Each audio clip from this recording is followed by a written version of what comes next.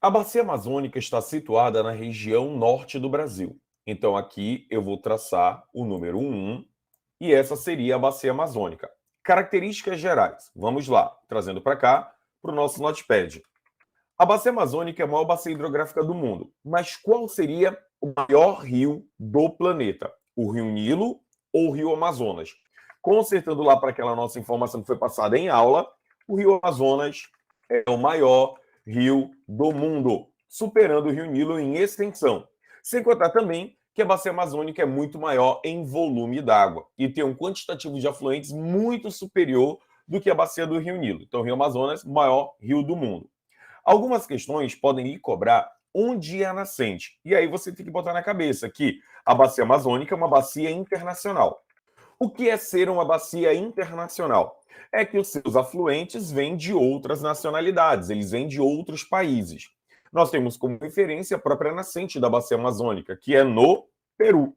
Então, eu não posso falar de conservação da bacia amazônica sem incluir o governo peruano nos debates, até porque a nascente é no território peruano, mas há nascentes também na Bolívia, Equador, há nascentes na Venezuela, há nascentes na Colômbia, nós temos nascentes na Guiana e até mesmo no território brasileiro. Afinal, né, a bacia amazônica é Brasil, irmão. A maior parte dela está dentro do nosso território. A área da bacia amazônica equivale ao continente europeu, se a gente excluir a Rússia. São ali aproximadamente 7 milhões de quilômetros quadrados. Então, essa é a extensão da área de captação da bacia amazônica. O Brasil, só para você ter uma ideia, tem 8 milhões de quilômetros quadrados, 8,5, e a bacia 7. Por 1,5 milhão, a bacia amazônica já não era do tamanho do Brasil. Então, se a área de captação da bacia amazônica fosse um país, provavelmente seria o sexto ou sétimo maior país do planeta. Então, olha a dimensão desse grande corpo de água, que é um dos mais importantes fornecedores de água doce do planeta. Definido, então, aqui o tamanho e a grandiosidade da bacia amazônica, né, avançando aqui para a gente, nós temos a nascente da bacia amazônica. Caso você tenha uma questão bem específica, a nascente da bacia fica na Serra Nevada de Mismi, que é uma montanha que faz parte da Cordilheira dos Andes. Então, seria lá a nascente, mais ou menos aqui, nessa região que eu estou circulando no mapinha aqui. E é interessante também, né? Porque, dependendo da obra, a gente não consegue encontrar a afirmação de qual seria o rio principal. Quando eu era estudante, né, da nascente, eu estudei que o rio principal era o Maranhão. Depois apareceu um outro livro dizendo que era o Rio Ucayali. Agora se fala em Rio Mantaro, Rio N e Rio Apurimac. E já tivemos questões de vestibular em que você deveria marcar que o Rio Apurimac é o rio de onde nasce o Rio Amazonas. Então, como você percebe que tem uma divergência muito grande de qual deles é o principal da nascente, o que a gente faz? Deixa passar, irmão. O vestibular não vai colocar isso, porque senão a questão seria anulada, porque você ainda encontra obras, você tem dificuldade ainda de ter, entendeu, um consenso de onde realmente é a nascente. Eu venho até aqui para o Google tentar mostrar se a gente acha aqui, né, nascente, o rio que forma o Rio Amazonas, nascente, Rio Amazonas, ó. Ao colocar aqui, o Google diz que é o Mantaro. Mas, ó, Apurimac, Maranhão, Ucayali. Rio Mantaro é um rio que banha o Peru, afluente do Rio Amazonas, através do Rio N. E agora? Assim, conseguiram localizar a nascente do Apurimac entre os montes Mismi.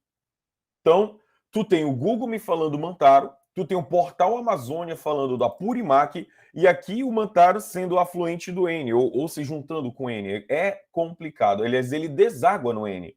Então, se eu estivesse fazendo a prova, eu marcava Apurimac, porque já marquei isso anteriormente numa avaliação, tá bom? E foi certo. Só que, como geografia é algo que muda constantemente, não fique crisado com isso.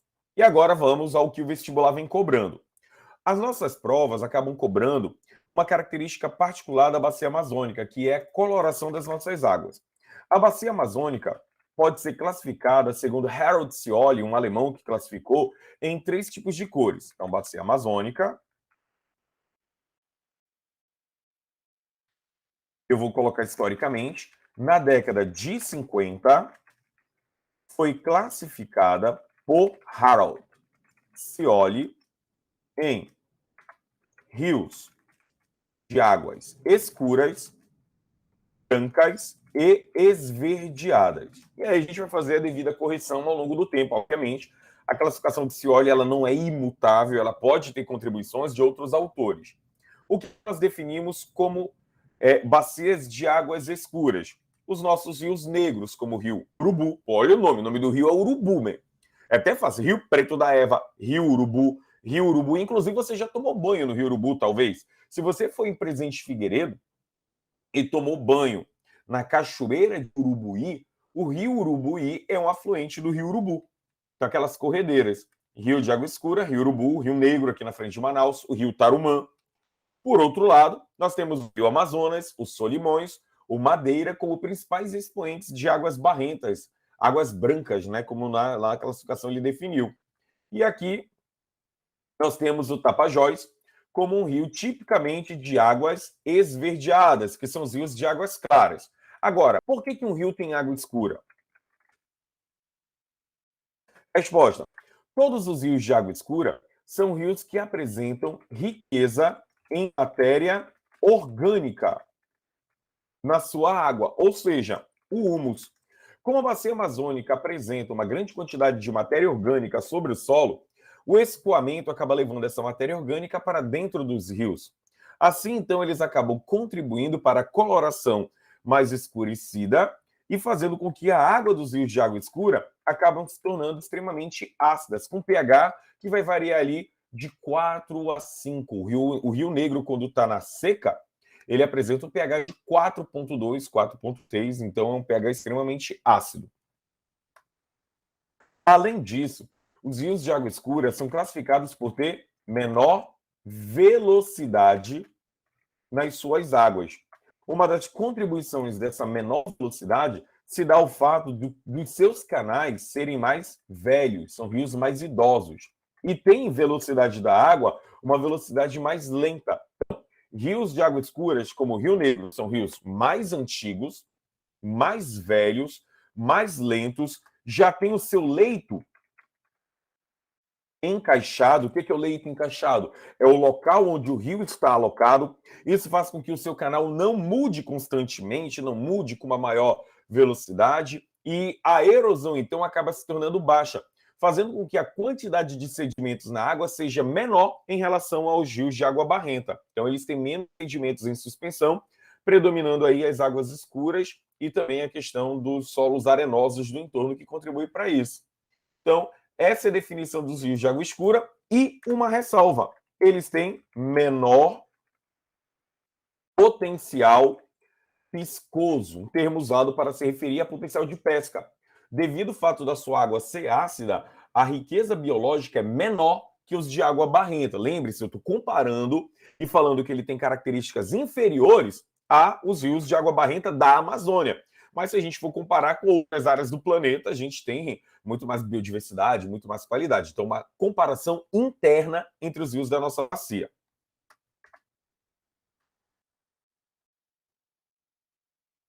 Rios de águas barrentas ou brancas.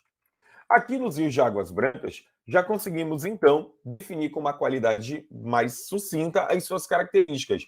Enquanto o rio de água escura tem riqueza em matéria orgânica, esse aqui vai apresentar riqueza em material sedimentar em suspensão. É como se a sua água fosse turva de barro, isso barrenta. A água fosse caracterizada por ter muitos sedimentos em suspensão, muitos grãos. E, obviamente, essa grande quantidade de material em suspensão vem de processos erosivos na sua nascente. Lembre-se, os rios de água barrenta, o nosso principal aqui, que é o Solimões Amazonas, ele tem nascente na Cordilheira dos Andes, uma área de grande declividade, onde o processo erosivo é bastante intenso. Esses rios são rios jovens. E por serem rios jovens, o canal está em formação. O canal ainda muda com facilidade. E aí o potencial de erosão, então, se torna muito alto, muito elevado. Essa grande quantidade de matéria em suspensão acaba contribuindo para que o pH seja menos ácido. Tanto que há alguns autores que, de maneira extremamente exagerada, acabam afirmando que os rios de água barrenta são básicos, mas eles não são básicos. Eles têm um pH ali variando entre 6 e 7, quase neutro. Mas básico não é, ele não é um rio alcalino. A não ser que você esteja criando na frase a ideia de que os rios de água barrenta são mais alcalinos que os rios de matéria orgânica, os rios de água escura. Aí sim a frase estaria certa, porque é uma questão de comparação e tudo aquilo que tiver o pH um pouco mais alto do que 4. Por exemplo, o pH do cara é 4, do outro é 5. Quem tem 5 é mais alcalino que 4, mas não quer dizer que ele seja básico. É uma questão de comparação. Então, eles são menos ácidos. Aí eu vou colocar aqui, apesar de não gostar muito que gera confusão, ele não é básico, né? Ele é próximo a básico. E são nesses rios que nós encontramos o famoso fenômeno das terras caídas ou das barrancas caídas. Bora dar uma olhada nesse fenômeno. Muito comum ali em Manacapuru, em Parintins. Está aqui o fenômeno das terras caídas, onde o canal do rio, está aqui o canal, né, o leito do rio, quando no período da cheia, a água sobe, e aí o banzeiro, irmão, é isso, banzeiro, a infiltração, o volume d'água acaba contribuindo para desestabilizar a margem, que aqui, né, sai em formato de encosta, e essa desestabilização causa erosão, fazendo com que a área, quando o rio seca, acaba sofrendo processos erosivos e aí você vai ter, então, a perda de material para o rio. Olha aí mais uma vez, né? Erosão fluvial causando o fenômeno das terras caídas. E olha só a matéria, né? CPRM alerta para risco de tsunami. Motivo, quando o barranco cai na água, ele gera um ondão que pode afetar as embarcações e outras comunidades que estão à margem do rio, mas não um tsunami como aquele da Indonésia e tudo mais. Rios de águas esverdeadas, o que pode aparecer na tua prova também como de águas claras. Os rios de águas esverdeadas têm como representatividade aí o rio Tapajós, mas existem outros rios na Amazônia que apresentam uma coloração mais transparente, mais cristalina. Lembre-se disso. O que é água cristalina? Transparente. E qual o lance, então, dessa questão da água transparente? Para que um rio tenha água barrenta, ele tem que ter material sedimentar em suspensão, oriundo de processos erosivos, muito comum em rios jovens. Para ter água negra, o rio tem que ter pouco material sedimentar em suspensão. Tá, assim ele não fica branco. Mas por que preto? Matéria orgânica em suspensão. Mas no caso das águas claras, é porque há falta dos dois. Obviamente, então, por que o rio Tapajós tem as águas esverdeadas? Vamos começar pela sua nascente. Os rios de águas esverdeadas, como o Tapajós, nascem ali, os principais, no Planalto Central Brasileiro, no meio de uma placa tectônica. E isso faz com que a área seja muito antiga e já estabilizada. Então, nessas áreas, você tem menor quantidade de matéria orgânica em suspensão e você também tem menor quantidade de sedimentos. Isso acaba contribuindo para que o rio não seja nem muito ácido e nem esteja próximo ali à alcalinidade. Então ele vai ter um pH mais ou menos neutro ali, ou próximo à neutralidade. Vamos colocar assim, pH variando entre 6 e 7, ou 5 e 6, porque depende muito da parte do rio, da localidade. Então não, o basicão mesmo é só te dizer que ele não é nem muito ácido, nem tão básico assim. E aí ele ficaria no intermediário.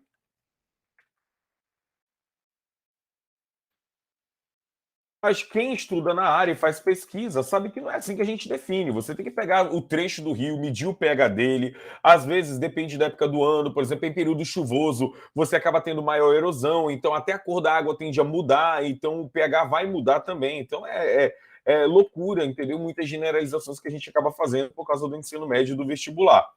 Além disso, Coloque lá que eles são rios mais velhos também, tem canais mais estáveis. E aí, olha só uma coisa que é uma curiosidade, né? Como eles vêm do Planalto Central, eles vêm do Cerrado, aonde a quantidade de vegetação é menos densa e menor do que aqui na Amazônia. Isso acaba influenciando demais na tonalidade da água para que ela não fique escurecida. Então, menor quantidade de matéria orgânica e sedimentos, pH intermediário, são rios velhos com canais mais estáveis. Acabou, irmão. Pronto, definimos aqui a coloração dos rios que fazem parte da bacia amazônica. Uma das questões também que acaba chamando a atenção é o potencial. A bacia amazônica, como já é sabido, é uma bacia exorreica, deságua no oceano, tem uma foz do tipo mista, que nós já estudamos lá em tipos de foz, é uma bacia hidrográfica perene e que também depende do regime depende do regime pluvial das chuvas e do degelo nos Andes. E o que nós vamos trabalhar agora é o fato de que no território brasileiro essa bacia seja de planície. A bacia amazônica é uma bacia de planície. Isso acaba contribuindo para que a nossa bacia tenha potencial hidroviário. Apresenta a maior hidrovia do território brasileiro, com quase 17 mil quilômetros. Mas esse negócio de quilometragem, quem é que vai te perguntar numa prova o valor exato da quilometragem e extensão de uma hidrovia, né? Isso é besteira. O que a gente pode colocar aqui de questões importantes é o fato de que os nossos rios são os nossos principais meios de comunicação e de locomoção. E que a nossa bacia é capaz de interligar a cidade de Tabatinga, situada na fronteira com a Colômbia, com o Peru, com Coari, no meio do caminho, com Manaus. Também tem a possibilidade de conectar com Santarém e Belém.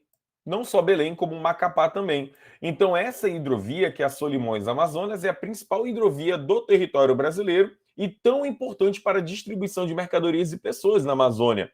A nossa bacia hidrográfica também tem a capacidade de integrar o Rio Madeira com o Rio Amazonas. E essa hidrovia, que é do Madeira Amazonas, ultimamente tem sido explorada para o escoamento da soja, uma vez que os nossos portos estão sobrecarregados e as estradas em péssimas condições, seria uma possibilidade para o escoamento da soja através de rodovia, um sistema intermodal. As rodovias saem do Mato Grosso e vão até Porto Velho, e de Porto Velho, então, elas seguem via balsa até o Rio Amazonas, Madeira Amazonas, e daí, então, vai para o seu destino final. Então, destaca-se para a questão hidroviária, mas também há um outro destaque. A bacia amazônica é a bacia que apresenta maior potencial hidrelétrico. Isso poderia gerar um problema de interpretação, porque o que tu estudou? Que bacias de planalto têm potencial hidrelétrico. E o que eu te disse? Que a bacia amazônica é de planície. Mas aí, o que você vai lembrar para avaliação? O rio Amazonas é de planície, mas os afluentes, alguns, não todos, apresentam elevado potencial hidrelétrico.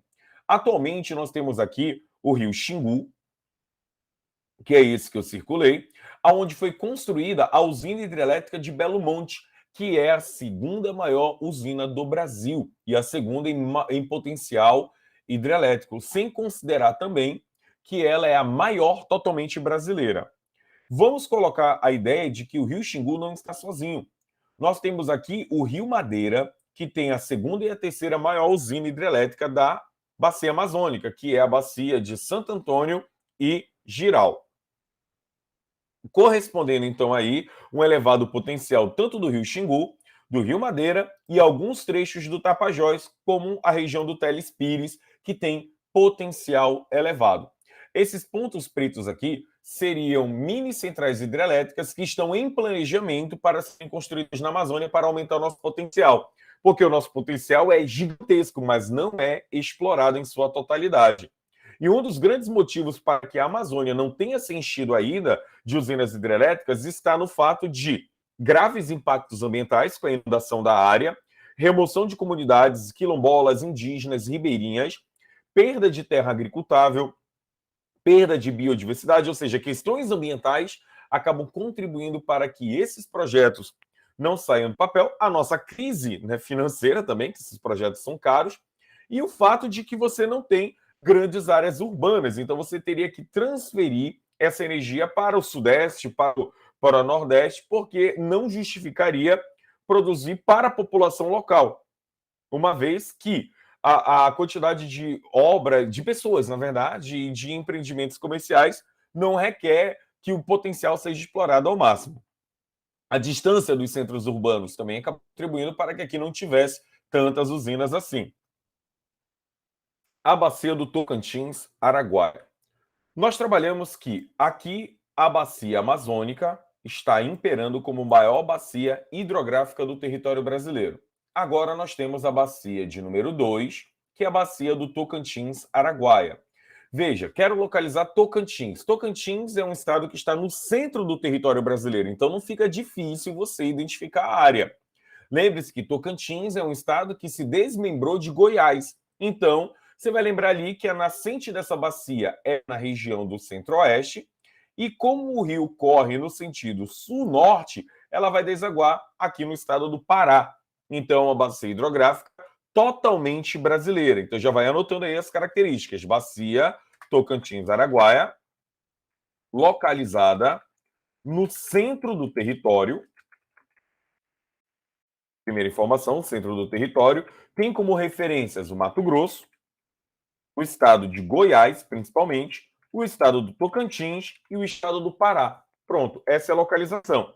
E o que costuma ser cobrado em avaliação é a ideia de que essa é a maior bacia totalmente brasileira. Não é o maior rio totalmente brasileiro.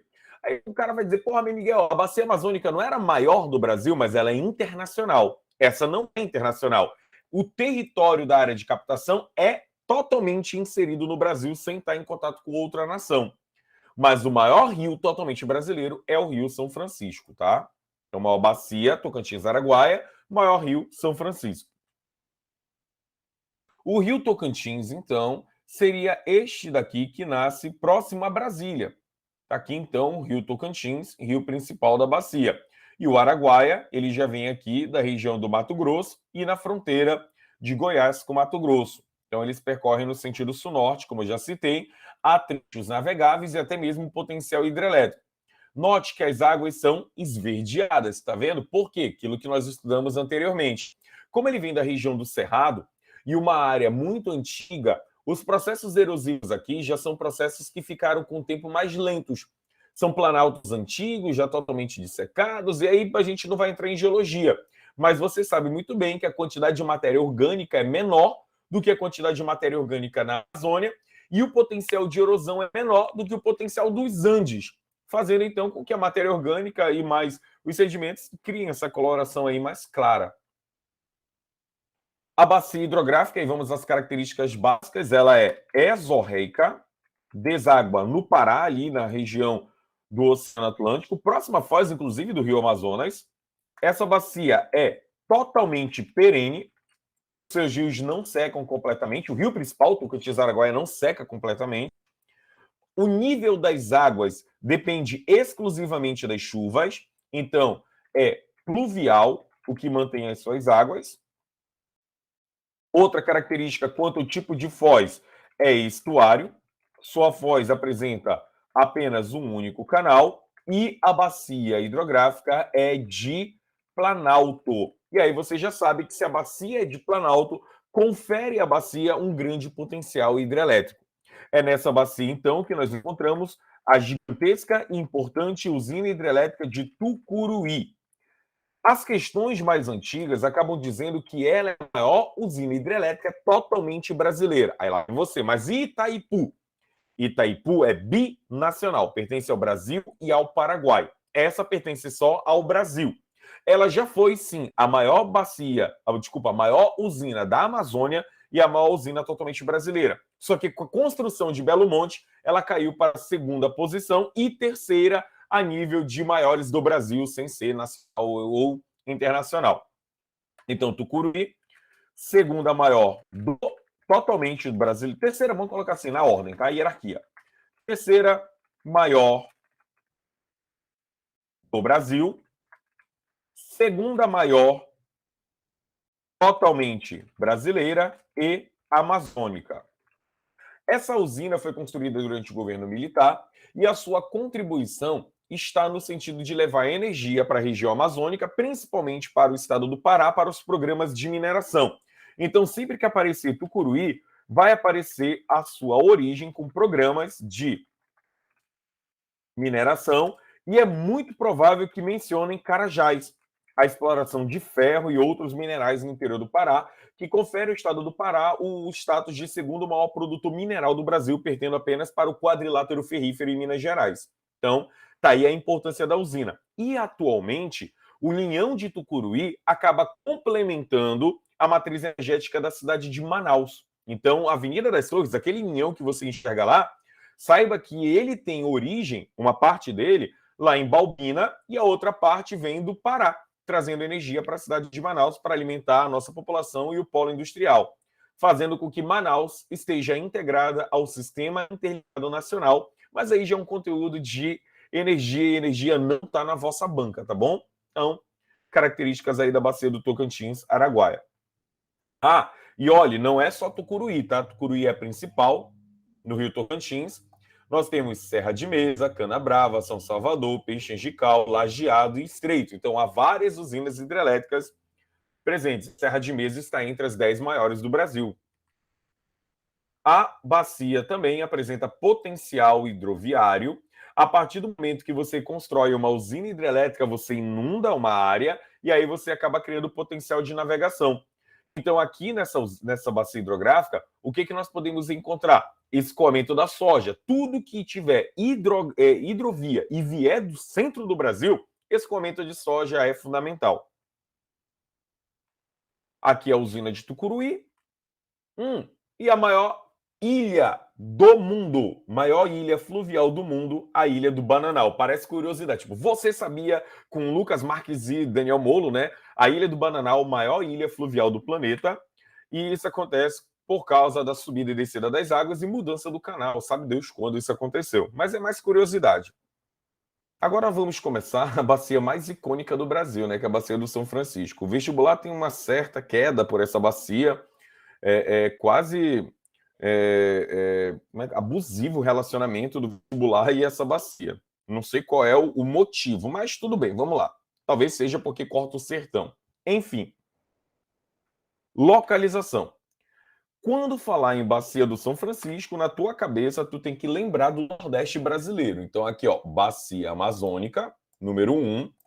Bacia do Tocantins, Araguaia, número 2. E aqui, número 3, bacia do São Francisco. Então, isso aqui é o São Francisco. Como você já sabe, não é a maior bacia totalmente brasileira. Compete ao Tocantins, Araguaia. Mas essa bacia, o que ela tem? Maior rio totalmente brasileiro.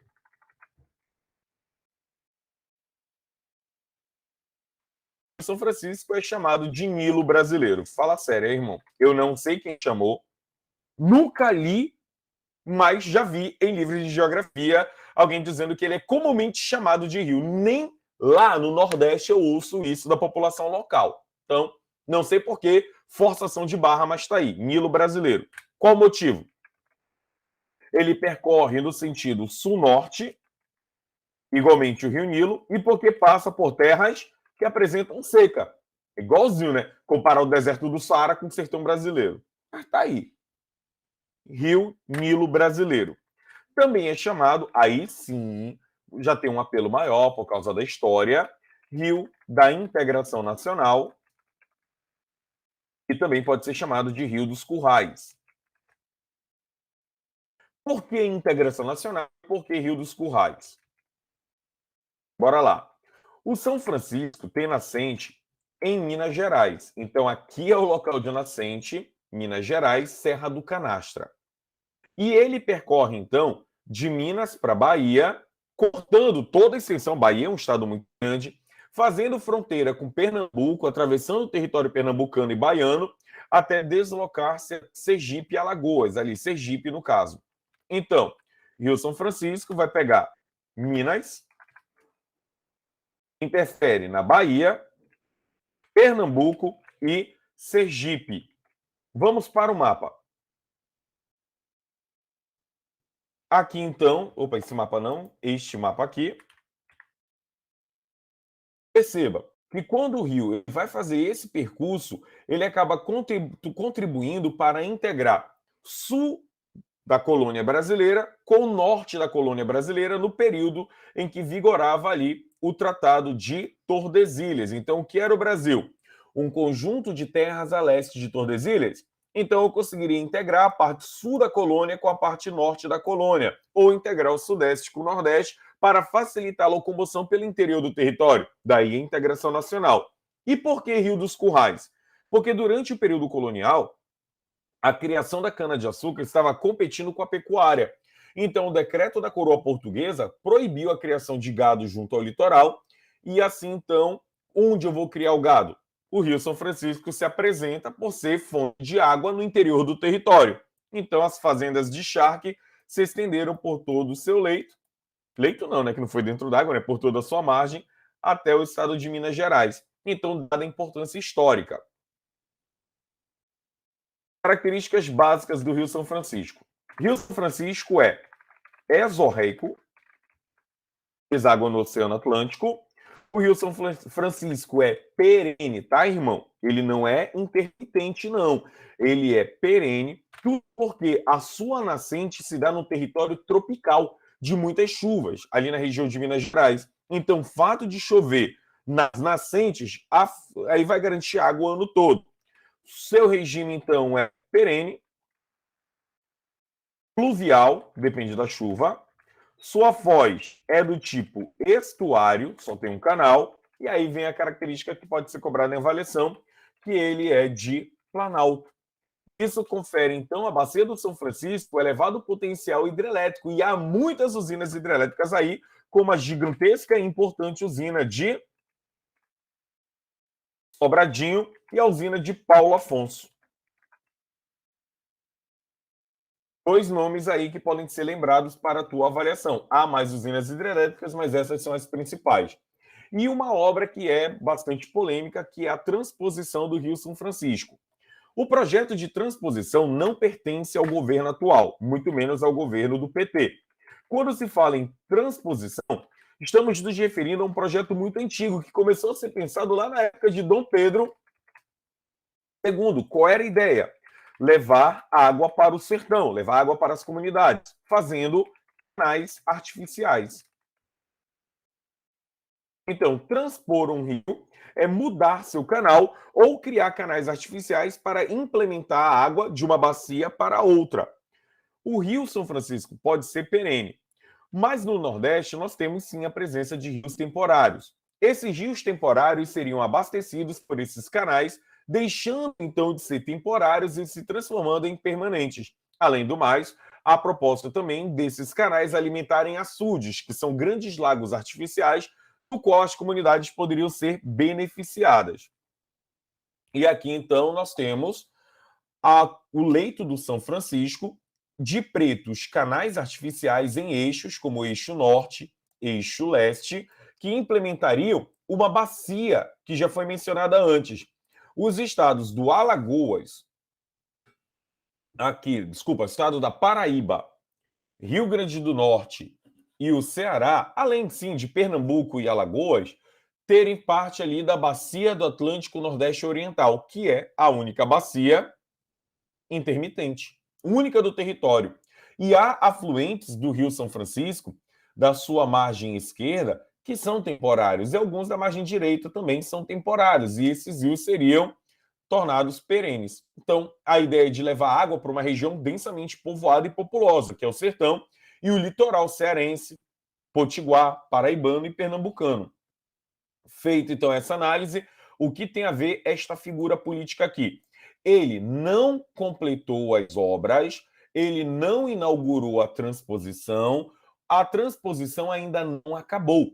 Assim como todos os outros presidentes, se você procurar no Google, o Lula, a Dilma e o Temer têm fotos comemorando a transposição. Mas o que eles fizeram foram apenas trechos de uma cidade para outra, de uma comunidade para outra. Ou seja, o programa é político. Infelizmente, nós temos aí a questão da água no Nordeste sendo explorada há séculos de forma política para conseguir voto. Então, esse é mais um que se beneficia da pobreza da região para dizer que fez alguma coisa, não fez nada do que é a sua obrigação e nada de significativo. Apenas um trechozinho, mas não resolveu o problema. Fora que a transposição ela é bastante polêmica também, porque os canais passam por terras de particulares, o que, de certa forma, acaba impedindo que comunidades tenham acesso à água. Uma outra comunidade é assistida, aí vai o bonitão, vai o Lula, vai a Dilma, vai o Temer, e tira foto com as pessoas pobres, porém felizes naquele momento por ter acesso à água. Mas é aquela comunidade, é 2 comunidades de 40, e as outras 38? Ninguém tirou foto, ninguém fala nada, eles não têm voz, eles não serão assistidos pelo programa, porque o coronelzão, que tem terra desde o período colonial, sua família tem terra, é que vai ter benefício, que vai ter água passando e a valorização das suas terras. Então, pense em transposição, pense em especulação fundiária, pense em cercas impedindo que comunitários tenham acesso à água.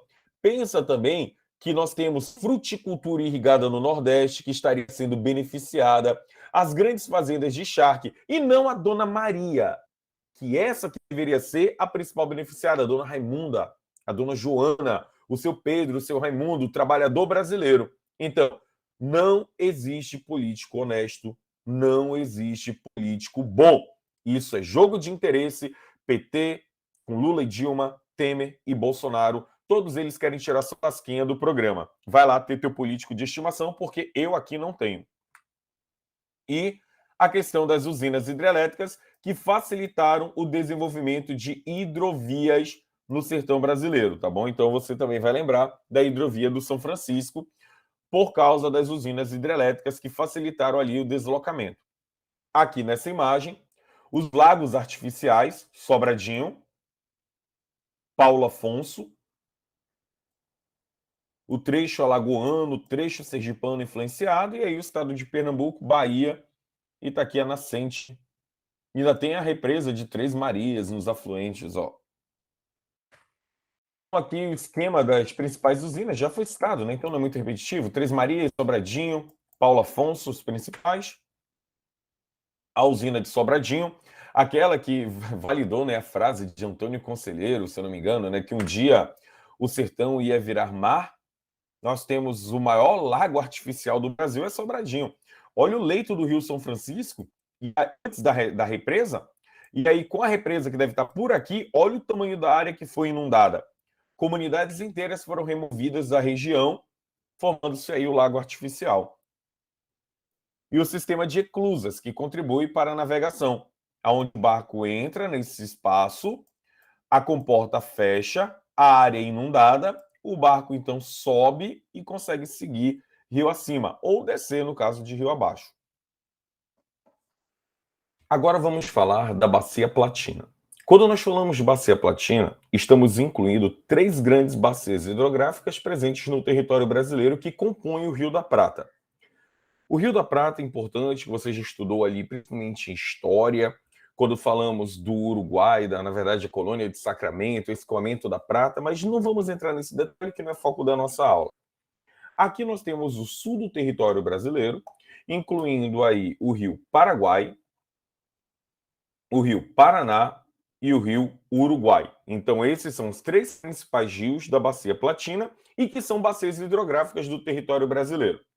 Iniciando então a nossa análise, sempre memorizando o mapa do Brasil, esse mapa é importante para você. Número 1, Bacia Amazônica. Número 2, Tocantins, Araguaia. Número 3, São Francisco. E agora, número 4, aqui nesse cantinho, a Bacia do Paraguai. Estou organizando aqui, Bacia do Paraguai. Número 5, Bacia do Paraná. E número 6, aqui embaixo, número 6 aqui, a bacia do rio Uruguai. Aí você vai me perguntar, Miguel, o mapa apresenta muito mais bacias hidrográficas do que você acabou enumerando. É porque essas são bacias secundárias. Bacias que apresentam mais de um rio principal. Não é que nem a bacia amazônica, que o único rio que deságua é o Amazonas e todos os milhares de outros desaguam nele. Ou o Tocantins-Araguaia, que se unem, ficando Tocantins até o final, um só rio. Ou São Francisco, que tudo que tiver aqui dentro vai parar dentro dele. Então, existe a bacia primária, que só tem um rio principal, e as secundárias e terciárias, ou seja, as outras bacias que têm mais de um rio principal. Essas bacias, então, acabam adquirindo o nome de bacias do Atlântico. E deixa eu só descer aqui para colocar as características. Não tem tanta coisa assim. O que é o Rio Paraguai? O Rio Paraguai faz parte da bacia do Paraguai, que é uma bacia exorreica. Essa bacia hidrográfica é uma bacia perene, nasce no estado do Mato Grosso, então o Rio Paraguai tem nascente no Mato Grosso. O Rio Paraguai, além de ser perene, ele depende das chuvas, é uma bacia pluvial. Sua foz é de estuário e sua principal característica para a prova. O Rio Paraguai é um rio de planície. E por ser um rio de planície, aí você já sabe, mas essa altura do campeonato você já tem organizado. A sua nascente é no Mato Grosso, ou seja, Planalto Central. Pensa bem, se o rio é de planície e está presente no cortando ali o Planalto Central, e é hidrovia, escoamento da soja. Está aí uma importante característica do Rio Paraguai. E uma outra também que deve ser lembrada para avaliação é que esse rio é o rio que banha o Pantanal. Então quer dizer que ele vai envolver ali o Mato Grosso do Sul, que é onde nós temos a maior extensão do Pantanal, Pantanal Mato Grosso do Sul, e também o próprio Paraguai. Então é um rio internacional, dá nome para a bacia. Aqui é a hidrovia do Paraguai, e as balsas que estão escoando soja. Isso aqui é um graneleiro, né? Dá para perceber pela configuração. Em toda a sua extensão, se eu não me engano, o Rio Paraguai tem uma ou duas quedas d'água, facilitando então aí uma grande extensão de escoamento de carga no território brasileiro. Agora vamos falar do Rio Uruguai. Rio Uruguai, uma expressão um pouco menor aqui embaixo. O Rio Uruguai faz fronteira com Argentina e Uruguai. Sua nascente se dá entre Canoas e Pelotas, aqui é o estado do Rio Grande do Sul e Santa Catarina, ele é usado como divisa desses dois estados, entra em trecho argentino até seguir com fronteira com o Uruguai ao desaguar na Bacia da Prata. Está aqui o Rio Uruguai como referência. Esse rio, então, tem como características básicas, vamos lá, colocar aqui embaixo. Rio Uruguai, rio exorreico, perene, pluvial, estuário, só que ele é de planalto. Então você já sabe que por ser de planalto, ele apresenta potencial hidrelétrico. Tem várias centrais hidrelétricas, inclusive ele tem um potencial muito grande de quilowatt por metro cúbico de água. Então isso é o destaque dele, mas muito pouco usado para avaliações. O Rio Uruguai também tem nascente em território brasileiro. Sua nascente se dá da formação do rio Canoas e Pelotas. Então, você sempre vai associar ao Rio Grande do Sul, mas ele também tem ali, né, sua fronteira com Santa Catarina. Então, ele está na fronteira, não quer dizer que ele venha de Santa Catarina com seus afluentes e tenha grande destaque no território catarinense, mas pega, sim, ali aquela região de fronteira e Argentina e Uruguai, mostrando-se um país, ou uma bacia internacional. Acabou. Não tem mais nada sobre o Rio Uruguai, não. Agora sim, o principal rio desta bacia hidrográfica, que é da Prata, que é o Rio Paraná, inclusive com sua extensão, um dos maiores rios do continente americano, que está do mundo. Então, o Rio Paraná, rio que tem nascente no território brasileiro, está aqui, mostra-se como a principal e maior bacia. Pega a região mais povoada do território brasileiro, região mais populosa. Sua nascente vem do rio Paranaíba, Minas Gerais, do Rio Grande território do Rio de Janeiro, onde ele se forma, e do Tietê, vindo de São Paulo, além do Paranapanema. Então, nascentes que fazem parte ali do Rio Paraná estão no território brasileiro, na região sudeste, e escoam em direção ao interior, onde passam pelo estado do Paraná até Foz do Iguaçu, onde entra no Paraguai, continua pela Argentina e deságua no estuário da Prata, ali no Uruguai. Está aí a imagem do Rio Paraná. E agora vamos às características, então. Rio Paraná. Mesorreico, perene, pluvial, estuário e planalto. Por ser um rio de planalto e estar numa região densamente povoada, o Rio Paraná apresenta uma grande quantidade de centrais e usinas hidrelétricas. O maior destaque do Rio Paraná é para a usina hidrelétrica de Itaipu.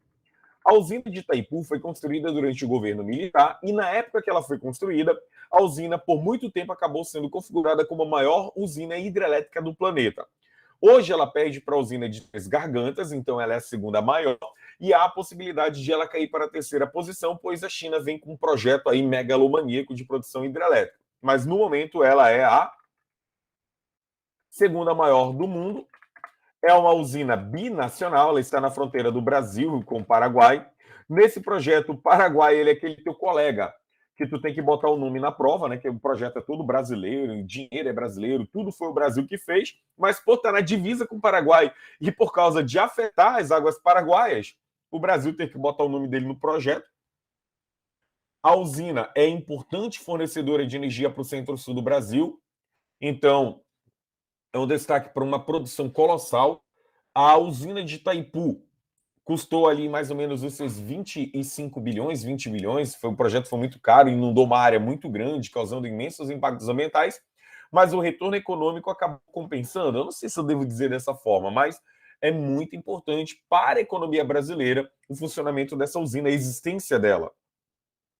A Bacia do Paraná, então, apresenta o maior potencial hidráulico ou hidrelétrico instalado. É a bacia que tem o maior número de usinas e centrais hidrelétricas, devido à questão do Planalto, e por isso nós temos uma condição, né, de um potencial que está perto do seu esgotamento. Não cabe mais nessa bacia novas usinas hidrelétricas. Isso daí afetaria demais e poderia até contribuir para que as outras usinas entrassem em pane, em colapso, por falta d'água. A usina hidrelétrica de Itaipu, assim como as outras, vem sofrendo também. Devido ao Laninha, desde 2020, a região vem passando por uma seca, que acabou afetando drasticamente o volume d'água e o fornecimento de energia para essa região. Então, pode ser cobrado em prova seca, Rio Paraná. Rio Paraná aí vem vivendo uma seca histórica que afetou o final de 2020, todo o ano de 2021, e isso acabou afetando não só a navegação, mas a produção energética, obrigando o Brasil a usar termoelétricas, o que encareceu o custo de energia e sugar a energia de outras regiões para manter as cidades, né, mais populosas do Brasil. Então, olhem só essa imagem de satélite mostrando o antes e depois do volume d'água. Fala-se de racionamento de energia. Nós temos aqui problemas com abastecimento das cidades em consumo humano. Então, a situação. Então, por que ela é importante? Você sempre vai lembrar pela localização, né? Paraná, Mercosul, integra São Paulo, Minas, Paraná, Paraguai e Argentina. Então, essa hidrovia tem essa facilidade para o escoamento de mercadorias e soja na região do Mercosul. E para que ela funcione, obviamente, olha só como a região é encachoeirada, cheia de desníveis, então isso precisa ser dinamitado. Algumas áreas precisaram ser inundadas com a construção de barragens para elevar o nível da água. E o sistema de eclusas, que eu já mencionei antes, olha como é que ele funciona. Não é um sistema simples de se construir, isso daí é relativamente caro e não é tão rápido assim que um barco vai subir, não. A partir do momento que você fecha a comporta e a área inundada, isso aqui pode demorar horas. Mas como as embarcações levam grande quantidade de mercadoria, o custo-benefício acaba se valendo do que rodovias, em que tu tem ali um caminhãozinho que carrega um container, enquanto uma barcaça dessa leva 300 a 400 containers ou muito mais do que isso. Tá aí um pouco de uma foto de uma eclusa. E as barcaças transportando as mercadorias. A usina de Itaipu. Então, gente, basicamente é isso. Fechamos aqui o conteúdo sobre as principais bacias hidrográficas do território brasileiro. O resto é secundário de menor importância. Valeu aí pela sua atenção.